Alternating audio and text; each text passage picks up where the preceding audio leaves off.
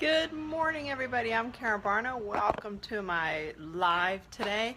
Um, Give me some likes and reactions. I'm not good at asking for this stuff, so let me get better at it. I'm Karen Barno, author of The Blue Rose Bookstore, The Gift of Why, available on Amazon, both in Kindle and paperback. So excited.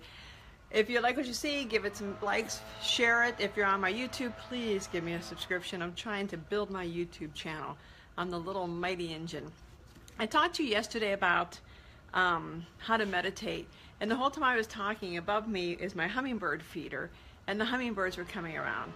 I expect them today, but as you can hear, the wind blower thingamabobs. When you live in Arizona, pretty much everybody has landscapers, and the landscapers come out early in the morning and do their thing. And I thought this guy would be done by now, but I'm pretty sure he has blown the whole neighborhood. They're all free of any debris because he has been walking around for about 10 minutes with it. So anyway, I wanted to talk to you today about spirit animal guides. And to me, the quintessential book on spirit animal guides is Steve Farmer, Animal Spirit Guides. Ted McGrath does a really good one too. He has a website and he has a really good book.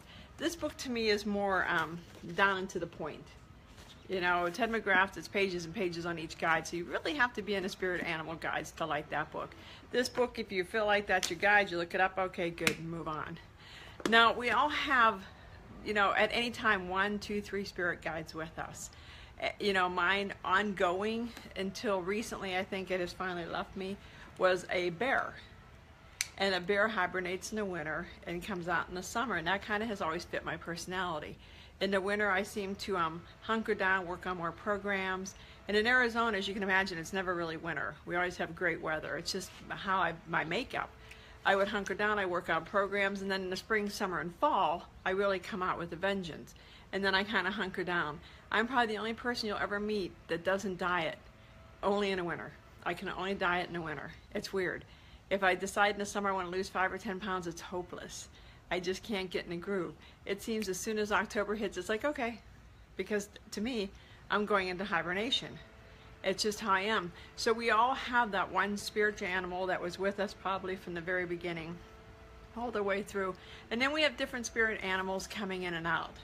I've had a polar bear come out, I've had a muskrat come out, I've had an owl come out. And the way to figure out who your spirit animal is you can ask a shaman. I can pull people's spirit animals pretty quickly. Sometimes I can look at people and know what their spirit animal is. Other times I have to go through a meditation and journey to find spirit animals. But when you know who your spirit animal is, hi Crystal, thanks for the likes, we need likes. When you find your spirit animal, it kind of lets you know what part you're on a journey. I know somebody, last year we were out at on a Native American reservation, and all of a sudden this owl shows up on her tree. On a tree right outside her window. And so she texts me because she knows I do this stuff. I said, oh my gosh, there's an owl, what's that mean? So I told her what it meant, and she goes, why is it here? I said, well, there's a message. So whenever a random animal shows up, something that you know, if an owl showed up here, I'd be kind of like, wow. White dove, I've had white doves show up here. You know, anything that is out of the ordinary. In fact, that's me tell me a story about how they had a white dove. They were on a phone and a white dove showed up, and I told them what that meant. So it's anytime an animal shows up out of the ordinary. Now, you could say a hummingbird at one time was a spirit animal of a message for me of change, transformation. Now, because I have a hummingbird feeder, they show up all the time. So I talk to them and I have bonded with them. So they're still kind of a spirit animal, but typically there's not a message. Except yesterday when I was doing this recording, you know, the back's behind me, so obviously I'm facing my house. And I've never seen a hummingbird do this. Ate the food, and then came all the way around and stood in front of the camera. Oh, now we have a street sweeper. Good grief. Living in Tempe, Arizona, street sweepers. The hummingbird pulled right up in front and just sat there and flapped its wings and looked at me. So there was a message there, so I had to sit and meditate on what the message was. And it was obviously still transformation and change, but it was also, I have never fully embraced my spiritual side. You know, I am a shaman, but I've always kind of kept it on a DL, and I don't know why, I just really have. And to me, the message was it's time to come out of the closet.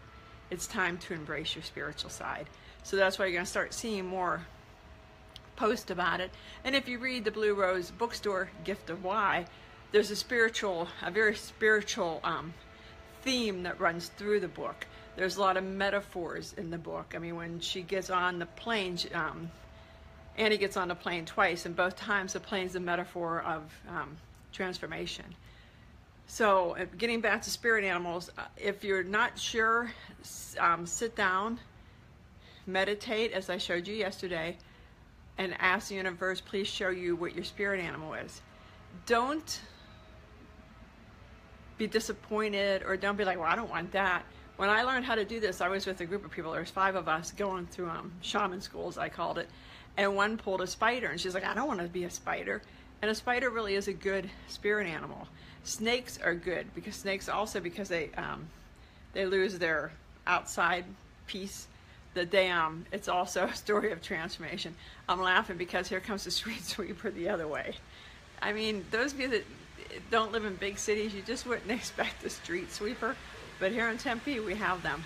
And ask the universe, and then get the book or go online and look up what your spirit animal is. I mean, like I said, I'm pretty, not to toot my own horn, but I'm pretty good at pulling spirit animals, if you want to know. I mean, my husband wanted to ask me once, and my husband's not really a spiritual guy like I am. He just kind of, as he says, I'm a little bit more woo-woo than he is.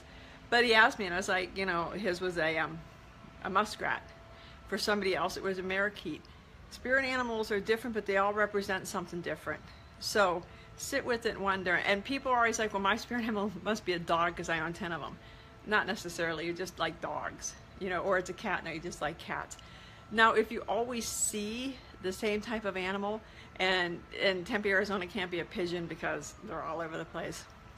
But if you turn on the TV, and every time you turn on the TV, you see a white mountain lion, or every time you flip open a magazine, you see a polar bear, then that could be a sign, a spirit guide for you. So that's kind of how to find it. They always have messages.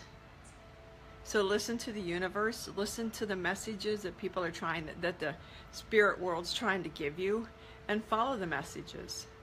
And probably, hopefully, a message you're getting is to buy the Blue Rose Bookstore, The Gift of Why. But that's it for spirit animals. Like I said, pop over here.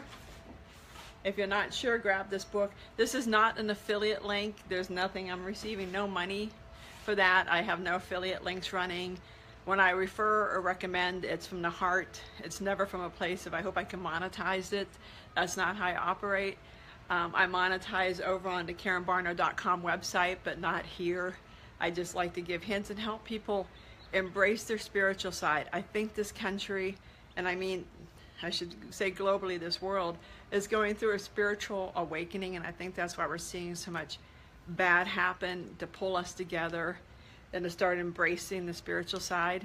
And just a real quick caveat, when I say spiritual, it doesn't mean I don't mean religious. You can embrace the religious side as well. I embrace the overall religious. I'm not necessarily locked into any particular religion. I embrace them all because I think they all have value. But I do get very woo-woo. So if you have any questions, let me know. Try to figure out what your spirit animal is. If you want help, reach out. Otherwise, I'll talk to you guys later. Have a great day. Bye-bye.